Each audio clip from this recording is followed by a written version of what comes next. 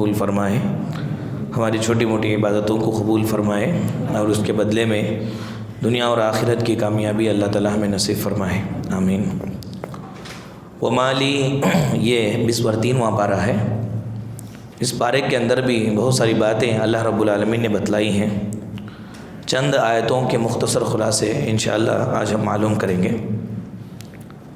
اس پارے کے اندر اصحاب القریہ کا واقعہ ذکر ہوا۔ یہ ایک گاؤں تھا انطاکیہ۔ اس گاؤں کے اندر لوگ جو ہے مشرک تھے، شرک کرتے تھے، بتوں کی پوجا کرتے تھے۔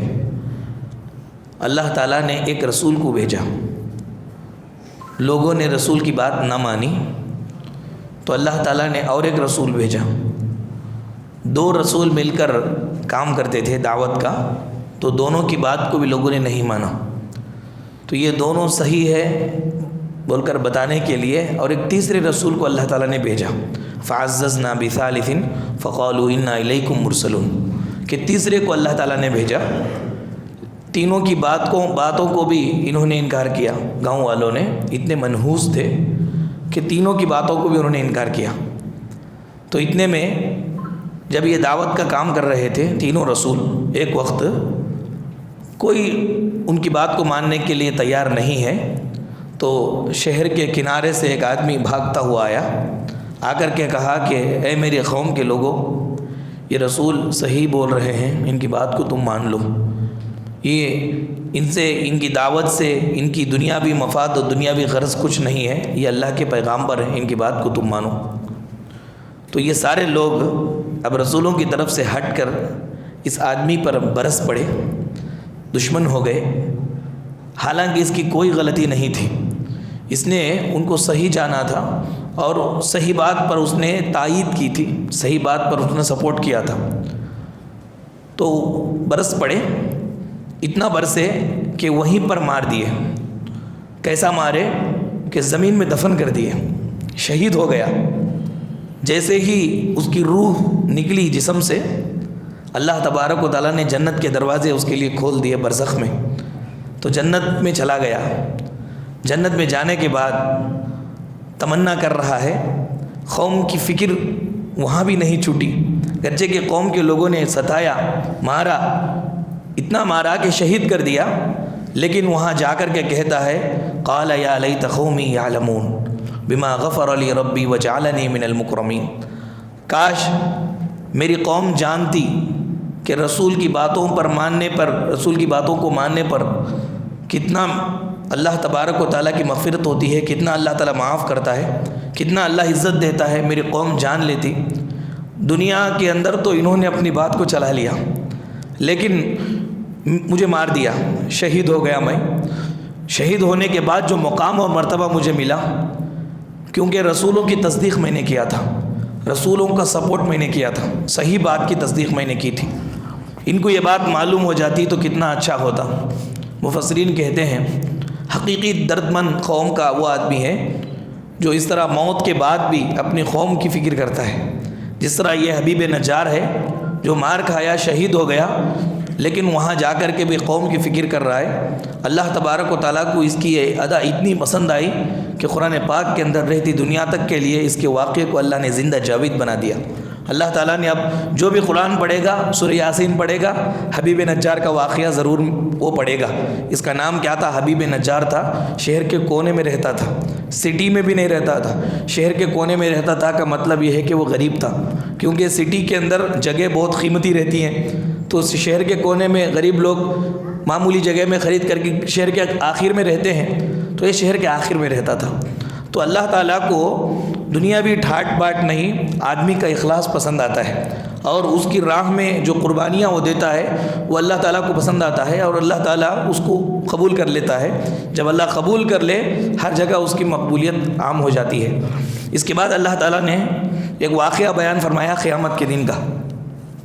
دنیا میں اللہ تعالیٰ کی توحید کو بتانے والے انبیاء اکرام کی باتوں کو جو مانے اور قرآن اور حدیث کے مطابق جو نے عمل کیا، ان لوگوں کو اللہ تعالیٰ انعام کیا دیں گے کھڑے ہو کر کے بڑے عزت کے ساتھ جنت کے اندر جانے کا حکم دیں گے.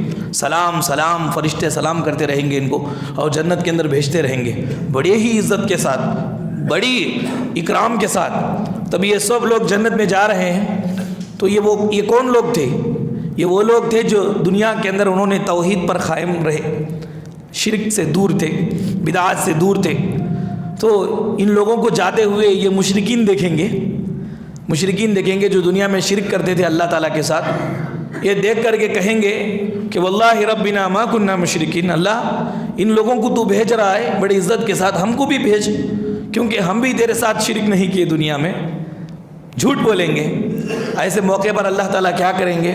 ان کی زبانوں کے اوپر مہر لگا دیں گے، ان کے منہوں پر اللہ مہر لگا دیں گے. یا دنیا میں چلتا آدمی کی زبان کو ہڈی نہیں ہے، بات ادھر بھی پلٹا سکتا ہے ادھر بھی پلٹا سکتا ہے، لیکن وہ تو پروردگار ہے، پروردگار ذوالجلال والاکرام ہے. اس کے سامنے کھڑے ہو کر کے دم نہیں مار سکتا کوئی. اللہ تبارک و تعالیٰ اس کے منہوں پر مہر لگا دیں گے. اللہ فرماتے ہیں الیوم نختم علی افواہہم وتکلمنا ایدیہم وتشہد ارجلہم بما کانوا یکسبون، کہ ہم قیامت کے روز ایسے مشرکوں اور ایسے نافرمانوں، ایسے گنہگاروں کے منہوں پر مہر لگا دیں گے ان کی جھوٹے بات کی وجہ سے. اب اس کے بعد ہم بولیں گے ہاتھوں تم بات کرو، پیروں تم بات کرو. جسم کے جلد چمڑا بھی بات کرے گا اللہ تعالیٰ سے. یہ چمڑا بات کرے گا. یہ سب امانت ہے. ہم اپنے طور پر جیسا چاہے اس کی استعمال نہیں کر سکتے. یہ سب امانت ہے. ہمارا چمڑا اللہ تعالیٰ کے پاس جا کے گواہی دے گا. انسان پریشان ہو جائے گا اور بولے گا وَقَالُوا لِجُلُودِهِمْ لِمَ شَهِدتُّمْ عَلَيْنَا. اے چمڑے سے اللہ انسان بندہ کہے گا ارے میرے ساتھ تھے تم اور تم اللہ کے پاس جا کے میری شکایت کر رہے ہو. تو اس موقع پر یہ چمڑا، یہ ہاتھ، یہ پیر اللہ سے بولیں گے قَالُوا أَنْطَقَنَا اللَّهُ الَّذِي أَنْطَقَ كُلَّ شَيْءٍ. پروردگار نے ہمیں زبان دی، تیرے ساتھ بہت تنگ تھے ہم، اور یہ اللہ سے شکایت کر رہے ہیں. ہم اللہ والے، اللہ نے ہمیں بنا کر کے امانت کے طور پر تو تمہارے ساتھ بھیجا. تم نے کیا کیا نہیں کیا، کتنے برائیاں کیا تم نے. خامخواہ تم لے جاتے تھے مجھے برائی کی طرف. ادھر نماز کا وقت ہوتا تھا ادھر گھومتے تھے، برائی کرتے تھے، بدکاری کرتے تھے، جھوٹ بولتے تھے، دھوکہ دیتے تھے. ہم تمہارے ساتھ چونکہ بندے ہوئے تھے اس لیے یہ سب کام ہم کرتے تھے. ہم اللہ والے ہیں، ہم اللہ کے ہیں. اب اللہ کے سامنے جا کر کے ساری شکایتیں کریں گے. انسان ہکا بکا ہوگا کہ میرا جسم میرا ساتھ نہیں دے رہا ہے، دوسرا کون اس کا ساتھ دے گا، اس کا جسم اس کا ساتھ نہیں دے رہا ہے. اللہ تعالیٰ نے بیان فرمایا الیوم نختم علی افواہہم. قیامت کے روز یہ مجرموں کے منہوں پر اللہ مہر لگا دیں گے. وتکلمنا ایدیہم، وہ مجرموں کے ہاتھ ہم سے بات کریں گے. وتشہد ارجلہم بما کانوا یکسبون، اور ان کے پیر ہم کو گواہی دیں گے اللہ یہ ادھر جاتا تھا، ایسا کرتا تھا، اس نے ایسا لوٹ مار کیا. یہ سب دنیا کے اندر جو کرتا تھا سب اللہ تعالیٰ کو گواہی دیں گے. یہ احساس اللہ نے ہمیں کیوں بتایا؟ اس لیے بتایا کہ انسان محتاط رہے، ایسی چیزوں میں نہ پڑے جس کا اس کو صحیح علم نہیں ہے، بلکہ اللہ تبارک و تعالیٰ سے ڈر کر کے دنیا کے اندر زندگی گزارے. اس کے بعد اللہ نے بیان فرمایا پروردگار کی ذات ہی اکیلی ذات ہے، اکیلا اللہ ہے. باقیہ جتنی بھی چیزیں دنیا میں ہیں سب کو اللہ نے جوڑا بنایا. سبحان الذی خلق الازواج کلھا. پروردگار پاک ہے جس نے خود اکیلا رہتے ہوئے باقی ساری چیزوں کو جوڑے سے پیدا کیا. ہر ایک چیز دنیا کے اندر جوڑ ہے. شادی اگر کوئی کرتا ہے تو اللہ تعالیٰ کو یہ پسند ہے، نبی کریم صلی اللہ علیہ وسلم کو یہ پسند ہے. اللہ کو یہ پسند کیوں ہے؟ اس لیے پسند ہے کہ شادی سے اللہ کی توحید ثابت ہوتی ہے. توحید کیسے؟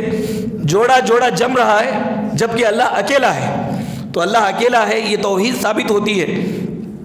تو یہ بات اللہ نے بیان فرمائی کہ ہر ایک چیز کا جوڑا دنیا کے اندر اللہ تعالیٰ نے بنایا.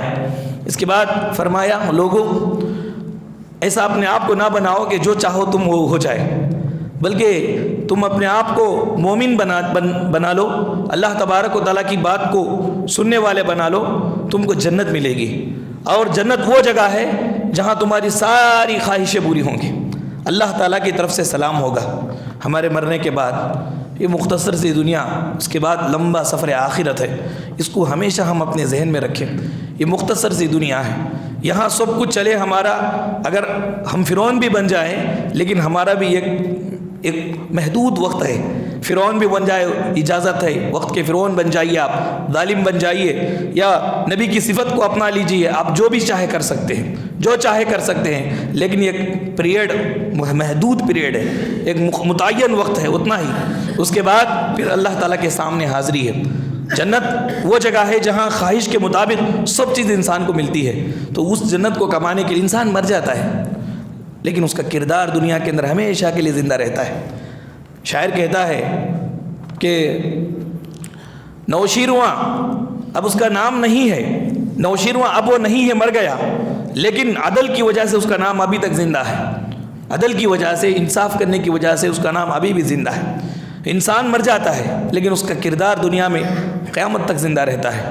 ہم کو ذات پر نہیں، کردار پر غور کرنے کی اور کردار کو سنوارنے کی ضرورت ہے۔ اس کے بعد اللہ تعالیٰ نے بہت سارے انبیاء کرام کا تذکرہ فرمایا، حضرت نوح، ابراہیم، اسحاق، اسماعیل، موسیٰ، اس طرح بہت سارے انبیاء کرام کا تذکرہ فرمایا، کہا کہ یہ سب مخلص تھے، مخلص بندے تھے۔ معلوم یہ ہوا کہ مخلص بندوں کا ذکر خیر اللہ کرتے ہیں، باقی رکھتے ہیں دنیا کے اندر۔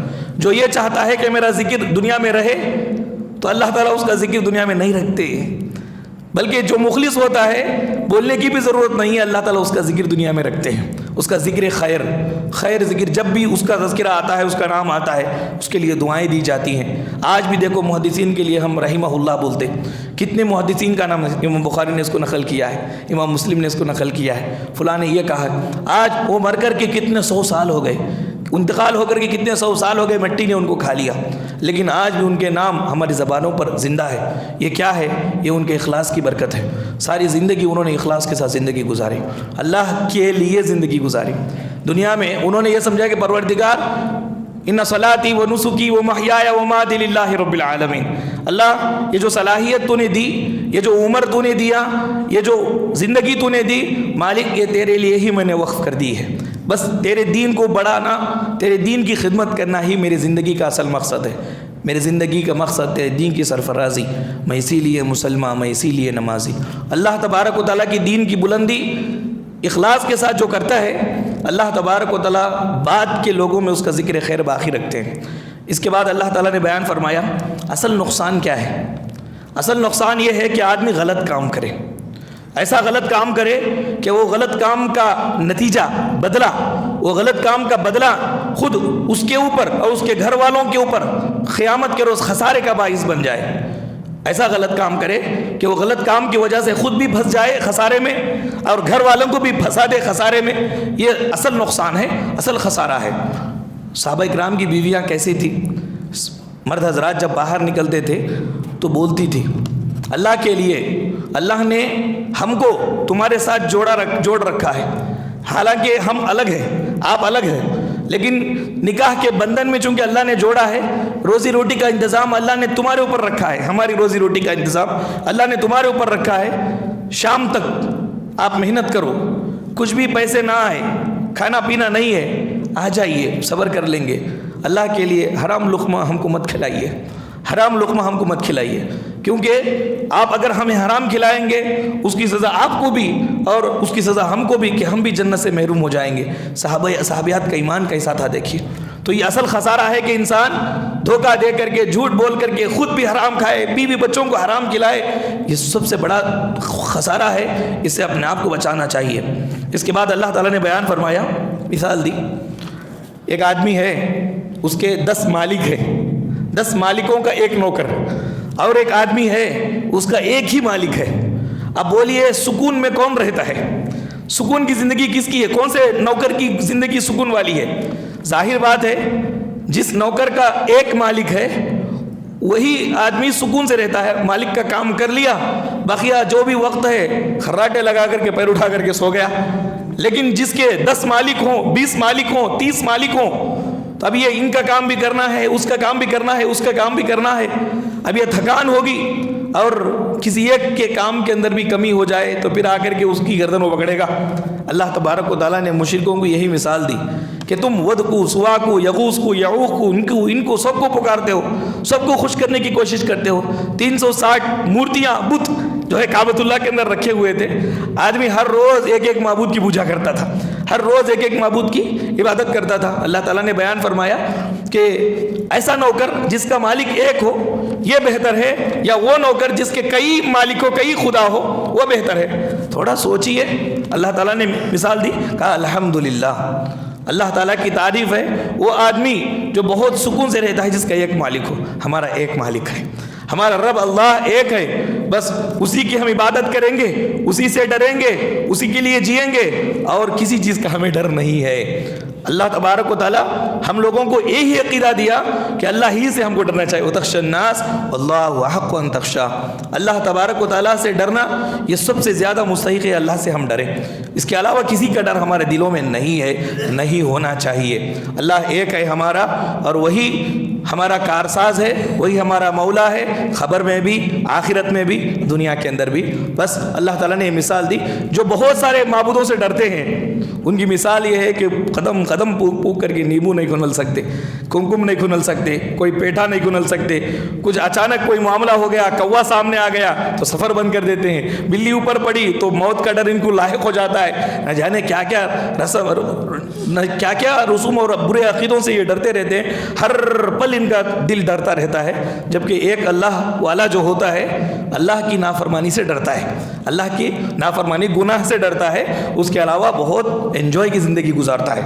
اس کے بعد اللہ تبارک و تعالیٰ نے بیان فرمایا اللہ کی قدرت کاملہ یہ ہے کہ مردہ زمین کو دیکھیں, اوپر سے پانی برستے ہی پھر لہلاتی ہوئی کھیتیاں اس میں آ جاتی ہیں, لہلاتی ہوئی کھیتیاں آ جاتی ہیں, ہری بھری ہو جاتی ہے.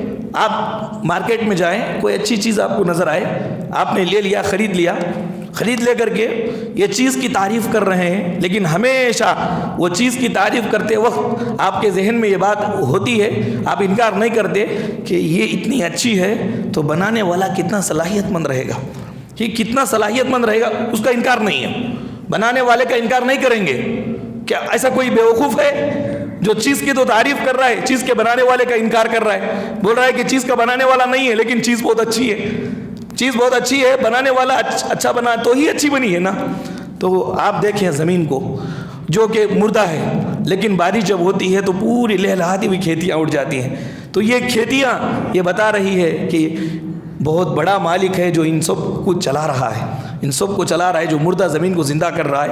وَآیَةٌ لَّهُمُ الْأَرْضُ الْمَيْتَةُ أَحْيَيْنَاهَا وَأَخْرَجْنَا مِنْهَا حَبًّا فَمِنْهُ يَأْكُلُونَ, کہ اللہ تعالیٰ کی بڑی نشانیاں ہے زمین کہ مردہ زمین کو اللہ تعالیٰ پھر سے رویدگی دیتے ہیں, پھر سے ہری بھری ہو جاتی ہے, پانی پڑتا ہے. تو یہ پروردگار کی شان ہے. اس کے بعد اللہ نے فرشتوں کی قسم کھا کر کے کہا کہ معبود ایک ہے. کافروں کے چند اعتراضات اللہ نے بیان فرمائے, اس کا جواب بھی دیا. کافر کہتے تھے کہ مر کر کے ہم دوبارہ اٹھیں گے, یہ تو عقل سے بہت کوری کی بات ہے. اللہ تبارک و تعالیٰ نے بیان فرمایا کہ تمہارے باپ دادے پیچھے کے سب لوگوں کو ہم جمع کریں گے, یہ ہمارا وعدہ ہے. یہ بہت ساری باتیں اللہ تعالیٰ نے اس بارے میں بیان فرمائی. اللہ تعالیٰ سے دعا ہے کہ رب العالمین ہم تمام لوگوں کو قرآن مجید کو پڑھ کر ان کے احکامات پر عمل کرنے کی ہمیں توفیق عطا فرمائے. اللہ تعالیٰ جب تک اس دنیا میں ہمیں زندہ رکھے, ایمان اور اسلام کی حالت میں زندہ رکھے, جب خاتمہ ہو تو بالخیر ہو. اللہ تعالیٰ ہم تمام لوگوں کو قبر کے عذاب سے بچائے, جہنم کے عذاب سے بچائے. اللہ تعالیٰ ہمارے روزوں کو اور ہماری چھوٹی موٹی عبادتوں کو قبول فرمائے. آمین. وآخر دعوانا الحمد للہ رب العالمین.